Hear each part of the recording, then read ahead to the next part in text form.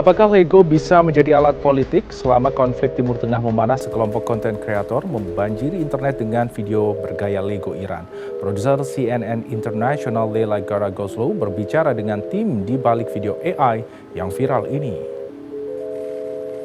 If you're on the internet, you've likely seen these highly popular Iranian Lego-style videos. Run back to your crib, you ain't safe on these blocks, get lost, Goldilocks!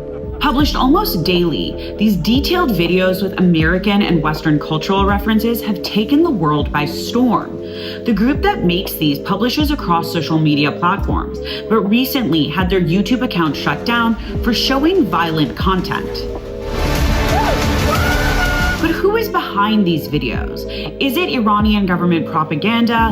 Are they in Iran or are they outside Iran? I spoke to the creators behind the viral Iranian Lego-style videos. I reached out to the team on X, introduced myself, and requested an interview. They promptly responded back and asked where I was from. As an Iranian journalist, I did expect this, and from there, the conversation switched to Persian. Before agreeing to interview with me, they asked if I was in support of the US and Israel's war with Iran. This was my response. As a professional and impartial journalist, my duty is to report events as objectively as possible, without the interference of my personal opinions. As an Iranian, I would never welcome the destruction of my country.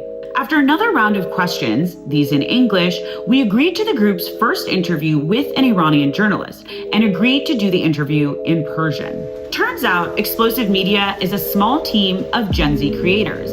18 to 25 years old, they say they all reside in Iran, and most have never left the country. Their spokesperson, who requested anonymity, said the initial goal of these videos was to show the outside world what Iranians are like: educated, culturally relevant, and funny.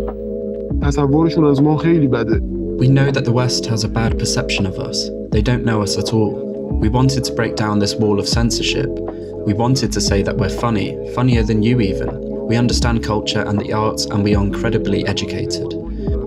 We know and understand your American culture well. You don't unfortunately know as much about our culture. We hope that you learn more about ours. While the Explosive Media team is clear that they support the government, they told me that their videos reflect their own independent political views. We are committed to the Islamic Republic. That's our belief, our point of view. No one has to tell us that. Before the war, we made critical videos of the government just like other media companies that criticize their governments. But once there is a war, internal fights no longer matter. There has been some question as to whether they work for the Iranian government or have them as a client. We did not say we work with the IRGC. We're like any other media company in the world. When they create something, the rights for distribution can be bought. The rights for distribution of some of our videos in Iran have sometimes been bought by state media. Since the very first Lego-style videos came out, there's been a lot of discussion as to whether these videos constitute as disinformation or propaganda. Mark Owen Jones, an expert in social media and disinformation, says the answer is a bit more complicated. If I was to simplify it, I would see this as political satire, creative political satire, and a form of creative resistance against US imperialism. The fact that it's leveraged by the Iranian regime, of course, that's just what they're going to do if it's effective and successful.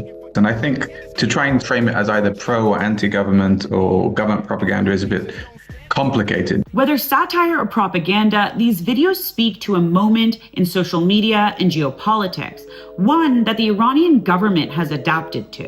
And I think the regime have become very savvy about the importance of social media, certainly domestically. I think internationally they've been savvy about that. And it's not just social media trends that have led pro-government Iranians to making these videos. The 2.5-year Gaza war has fundamentally changed the landscape in media and people's perceptions of the US and Israel. But I really do think that the Gaza war has unleashed or has created a level of criticism of Israel in US politics and European politics that we have not seen before. And I think the creators of these videos and the Iranian regime in general know that, and they are using that to kind of emphasize that this war is not in the interest of Americans, but the interest of Israel. I think these are themes that resonate very profoundly amongst not just the left, but also the right, or certain aspects of the right. The rise of explosive media and Iran's new social media strategy has coincided with an internet and communications blackout in Iran, a blackout that has left millions of Iranians cut off from the rest of the world. So how do these videos manage to make it out? Iran has set up an internal internet system for local companies and banks. And for people who can afford it, they buy VPNs and even Starlink. But explosive media doesn't use any of those.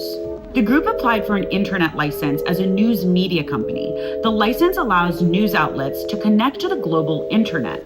The process is long and the criteria unclear. As we wait for a possible deal to end this war, explosive media says they too hope for peace. And in the meantime, they say they'll keep making these videos.